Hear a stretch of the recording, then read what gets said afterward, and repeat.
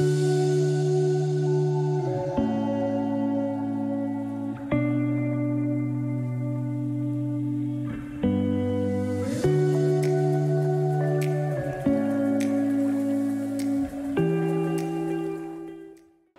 I'm Dr. B. Saikant Kumar, consultant nephrologist from AS Clinics, Kottapet. So ఇవాళ మనం తెలుసుకోవాల్సిన విషయం ఏంటంటే ట్రాన్స్ప్లాంటేషన్ అంటే ఏంది, ఎవరికి చేస్తామనేది.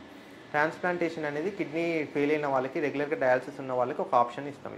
ఇది 2 టైప్స్ ఉంటుంది, లైవ్, కెడవర్. లైవ్ అంటే ఎవరైనా రిలేటివ్స్, మదర్, ఫాదర్ లాంటి స్పౌస్ లాంటిది ఇవ్వడం.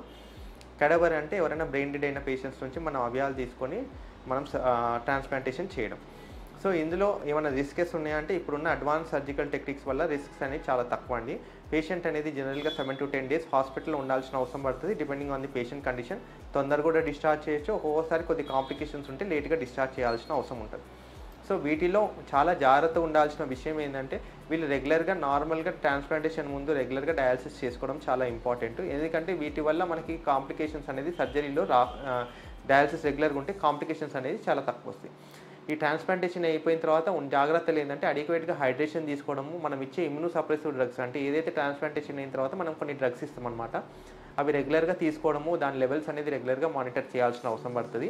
కొన్ని జాగ్రత్తలు తీసుకోవాలి. వీళ్ళు ఏంటంటే ఇన్ఫెక్షన్స్ ఎక్కువ రాకుండా కొన్ని జాగ్రత్తలు తీసుకోవాలి. ఎందుకంటే వీళ్ళు ఆల్రెడీ ఇమ్యూనో కాంప్రమైజ్డ్ ఉంటారు కాబట్టి వీళ్ళకి ఇన్ఫెక్షన్స్ వచ్చే అవకాశాలు ఎక్కువ. సో వీళ్ళు రెగ్యులర్గా ఫాలోఅప్లో ఉంటే జాగ్రత్తలు వహిస్తే చాలు.